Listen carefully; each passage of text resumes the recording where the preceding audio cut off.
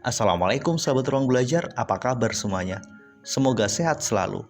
Ketemu lagi dengan saya Eko Prasetyo, selamat datang di channel Ruang Belajar. Banyak orang berpikir income kecil itu bikin hidup kita susah. Income yang rendah bikin kita sulit untuk merasa bahagia. Pada posisi ini, sebagian orang berpikir ketika income kita naik, pasti hidup kita bahagia. Ketika income kita naik, kita pasti akan bisa terbebas dari berbagai masalah finansial. Pada video kali ini kita akan membahas hubungan antara kenaikan income, rasa bahagia, dan terbebasnya dari masalah finansial secara ilmiah berdasarkan hasil riset yang telah dipublikasikan oleh para peneliti. Benarkah kita akan otomatis bahagia ketika income kita naik, atau mungkin ada temuan fakta yang berbeda? Benarkah kita otomatis akan terbebas dari masalah finansial, atau mungkin ada temuan menarik yang bisa kita cermati untuk kita pelajari? Jadi simak terus video ini sampai selesai ya.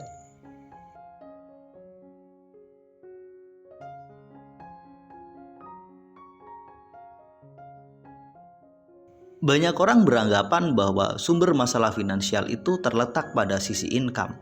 Income yang terlalu rendah akan menghadirkan berbagai masalah finansial. Ini nggak sepenuhnya benar, juga nggak sepenuhnya salah. Memang benar income yang rendah itu bikin hidup kita cukup kerepotan. Kita harus berpikir ekstra keras untuk memenuhi berbagai kebutuhan hidup kita. Jika income kita terlalu rendah, ini memang satu masalah tersendiri. Namun percayalah, tidak otomatis ketika income kita naik, kita bisa terbebas dari masalah finansial. Karena sejatinya masalah finansial itu bersumber dari dua sisi, yakni dari sisi income dan sisi pengeluaran. Income yang rendah dan kemudian ternyata pengeluaran kita besar, ini menghadirkan masalahnya sendiri.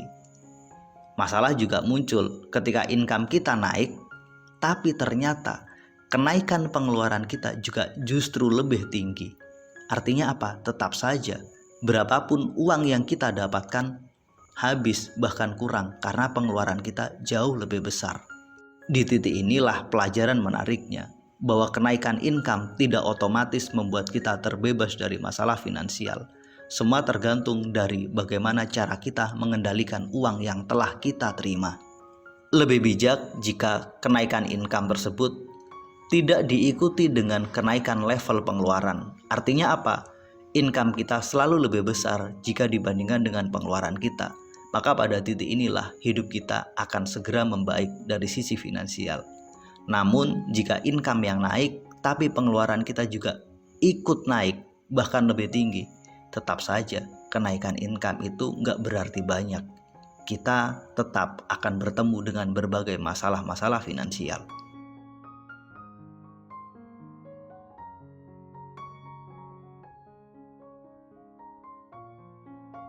Mungkin kita mengira ketika income kita rendah, kita akan sulit merasa bahagia.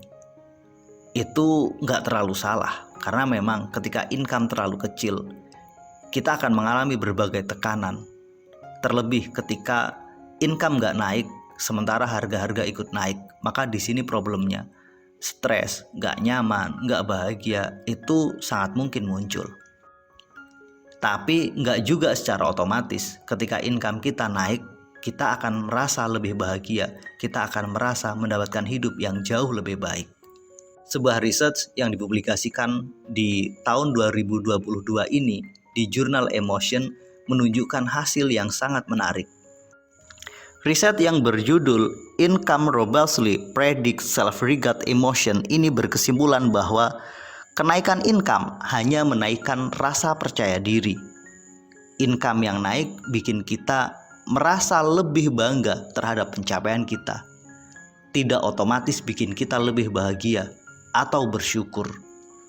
Tidak ada hubungan yang sangat kuat antara rasa syukur dengan kenaikan income. Artinya apa? Belum tentu orang yang income-nya naik, rasa syukurnya juga ikut naik.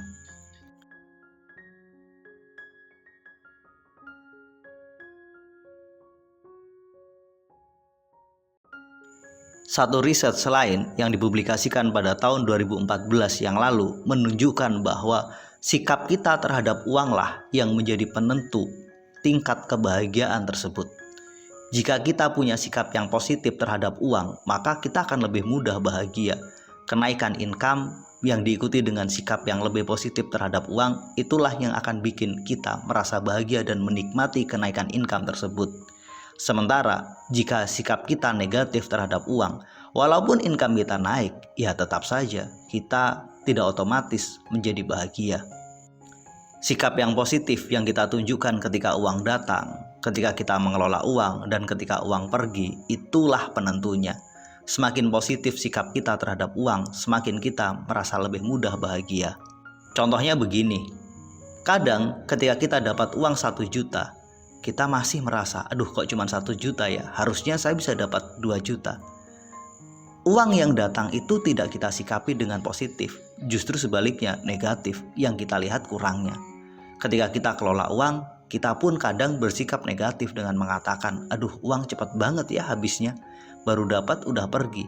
Di sini kita tidak mendahulukan sikap positif dengan bersyukur, namun sebaliknya yang kita lihat rasa kurang, rasa nggak nyaman, rasa tidak puas karena uang tersebut terlalu cepat pergi. Begitu juga ketika kita harus mengeluarkan uang, kadang kita merasa berat, aduh eman banget ya uang ini harus saya keluarkan. Jadi ketika kita mengeluarkan uang bukan dengan rasa bahagia, justru sebaliknya kita merasa sedih karena uang tersebut harus kita keluarkan. Inilah sebenarnya pemicunya. Jika kita mampu bahagia atau bersikap positif ketika uang datang, kemudian mengelolanya juga dengan rasa yang positif dan mengeluarkannya juga dengan rasa positif, disinilah kuncinya. Bukan banyaknya uang yang menentukan tingkat bahagia kita, namun sikap kita terhadap uang itulah penentunya.